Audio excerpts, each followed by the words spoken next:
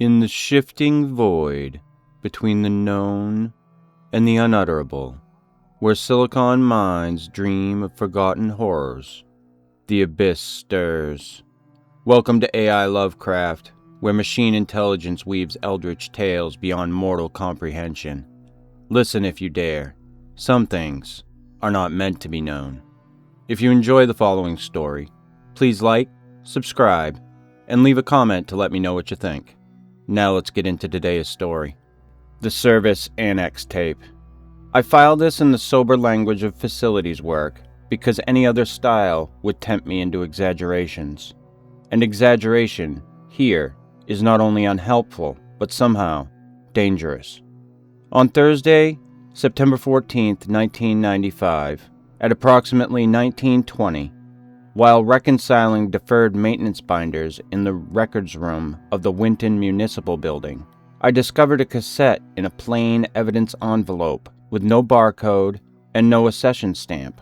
The cassette itself bore a typed label, white tape, black ribbon, reading only, Service Annex, Audio Log, Do Not Duplicate. Nothing in our inventory referenced a Service Annex. The building had sub-basements, utility chases, a loading dock, and a crawl space above the assembly hall, but no such named area. I assumed it was jargon from an old contractor or a private nickname for some mechanical room.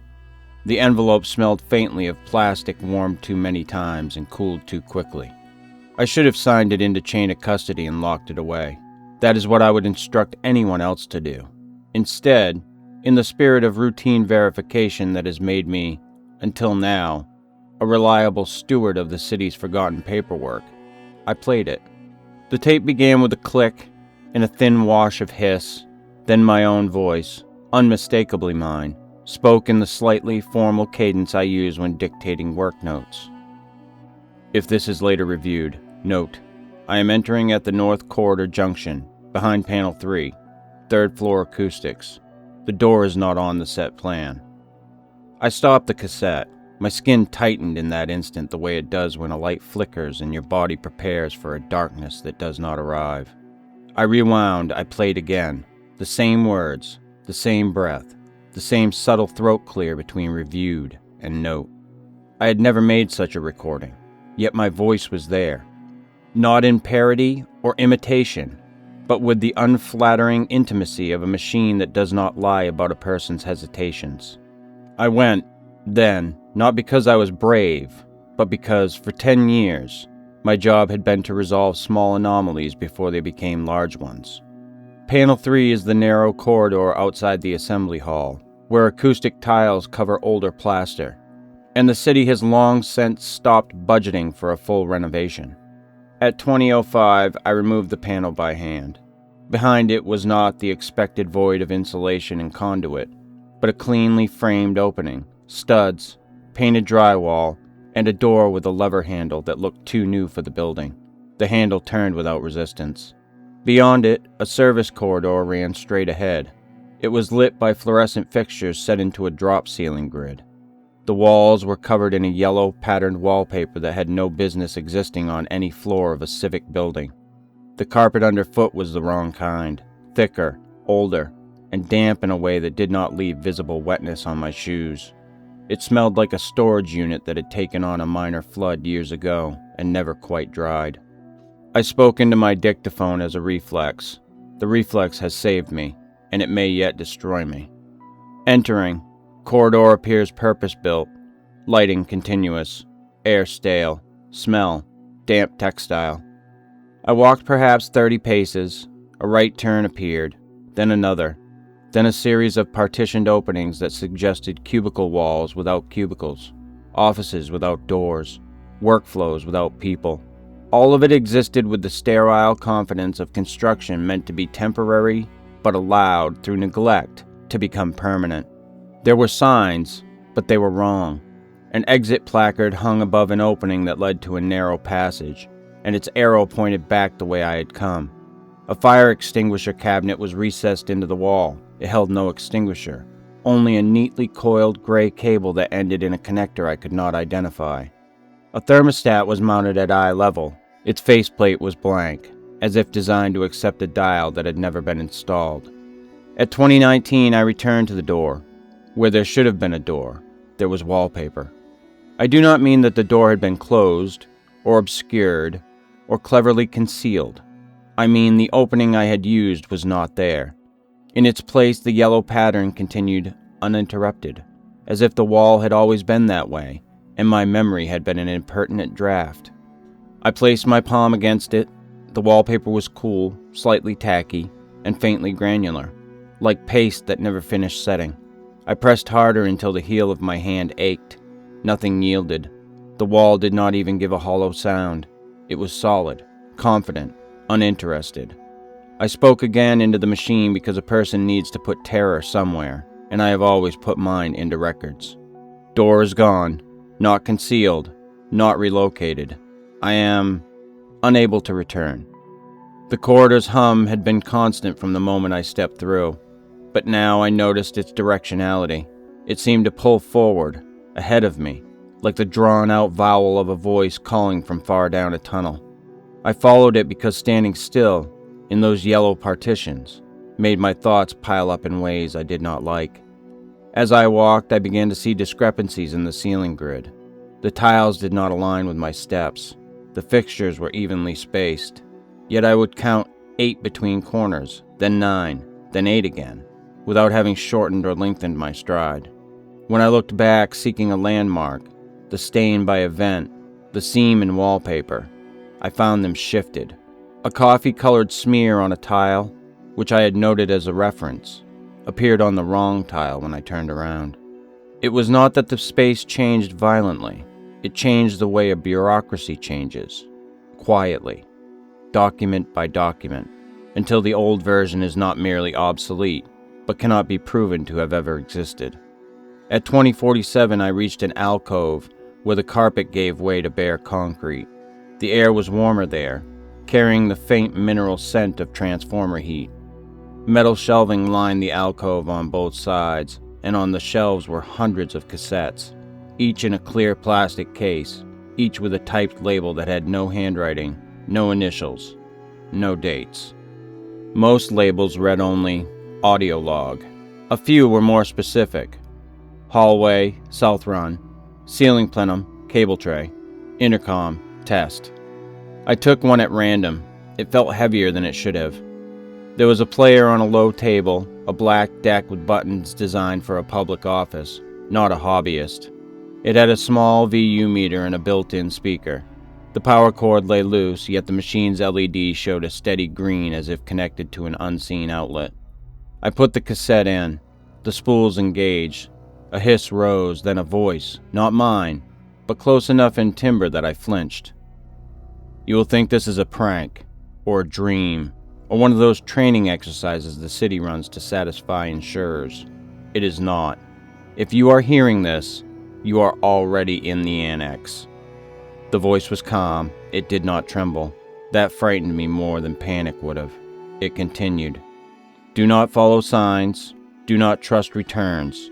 The place corrects itself against you. It is not angry. It is..." The sound wavered, as though the tape passed over a damaged section. A thick warble swallowed syllables. The voice returned, slower, stretched. "A maintenance layer. An underside. When you build, you do not only build what you see." I heard behind that voice a hum that matched the corridor's hum outside the alcove. But here it was clearer, like a note freed from the noise that hides it. I realized with a sick clarity that the hum was not merely an artifact of lighting. It was a signal. My dictaphone, which I had set on the table, clicked off without my touching it. In the silence that followed, I heard a faint intercom bleed, a soft burst of static and a woman's voice speaking too fast to parse, as if announcing something in a station where no listeners remained. Then the corridor's fluorescent fixtures, visible just outside the alcove, flickered in a slow, synchronized cadence, almost like breathing. I did what I have done since boyhood when confronted with a machine that behaved strangely. I searched for a frequency that could explain it. In my belt pouch I carried a small handheld radio, the kind we used to check for interference in council chambers during meetings. I turned it on. The speaker spat white noise. I rotated the dial slowly as if my touch might startle the air. As the needle moved, the corridor ahead of the alcove altered, not in shape, but in availability. The openings between partitions seemed to decide whether they were passages or walls. An opening that had been clear became, with a shift of the dial, a solid plane of wallpaper, and another, previously blank, gained depth, revealing a continuation of carpeting and ceiling grid. The radio's noise at one threshold thinned and was replaced by the hum, now unmistakably a carrier tone. Beneath it, faint in the low frequencies, I heard something like speech played backward, consonants without vowels, intention without language. The VU meter on the tape deck twitched in sympathy with the radio. Its needle rose and fell, not in response to sound from its speaker, but in response to my tuning, as though the room itself were an amplifier and my hand the operator. I spoke aloud, and the act felt obscene in that place, like talking in a library whose books were asleep. "If you're a room," I said, immediately ashamed of anthropomorphizing, "then what is the transmitter?" The fluorescent fixtures brightened, not all at once, but in a wave that moved away from me, beckoning. I followed the wave. The corridor led me to a closet no larger than a broom storage.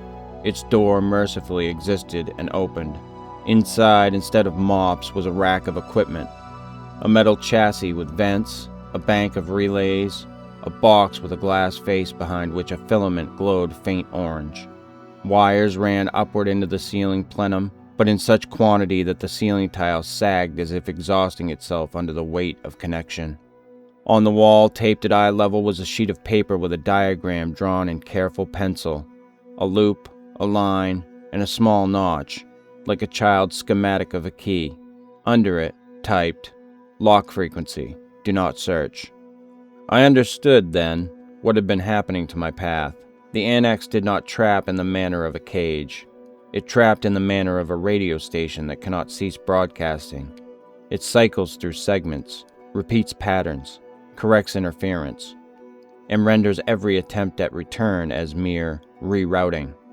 I set my handheld radio to the point where the hum was cleanest, where the static was least present. I held my breath to keep my hands steady. The hum sharpened into a thin, unwavering note that seemed to hold the air in tension. The fluorescent fixtures in the corridor outside ceased their breathing flicker and stabilized. The exit sign nearest the closet stopped pointing backward and, after a brief, nauseating hesitation, rotated its arrow without turning its housing, like an image on a screen changing while the casing stayed still. It pointed left. I took that left turn with the focused haste of a person obeying an evacuation route during a fire drill. Except there was no fire. Only a fear of being edited out of reality by a place that did not need me. The left turn led to a stairwell that smelled blessedly of concrete and dust instead of damp carpet. The stairs descended. The lighting changed from office fluorescence to a single bare bulb that buzzed with a simpler, more honest electricity. At the bottom was a metal door with a push bar. Above it, a sign read, "Loading dock." I pressed the bar. Cold night air hit my face with such force that I coughed. I stumbled out onto the building's actual loading dock behind the kitchen. The streetlight outside painted the asphalt in hard-edged shadows. I could hear distant traffic and, unimaginably, laughter from a bar 2 blocks away. My handheld radio, still in my grip, screamed static and then died. Its battery cover had popped open. The batteries, fresh at the start, were hot to the touch, as if drained in minutes by a decades-long broadcast. I returned to the records room without using panel 3. I did not go back to the corridor. I did not, even in curiosity, look behind the acoustic tiles. I signed out an evidence envelope, placed my dictaphone cassette inside, and added 3 additional items: the unlogged cassette I had found, the paper diagram I had taken from the transmitter closet, and this typed statement: "Because the Annex does not want you to think it exists, it wants you to file it as an error and move on. And if you do, it will keep building."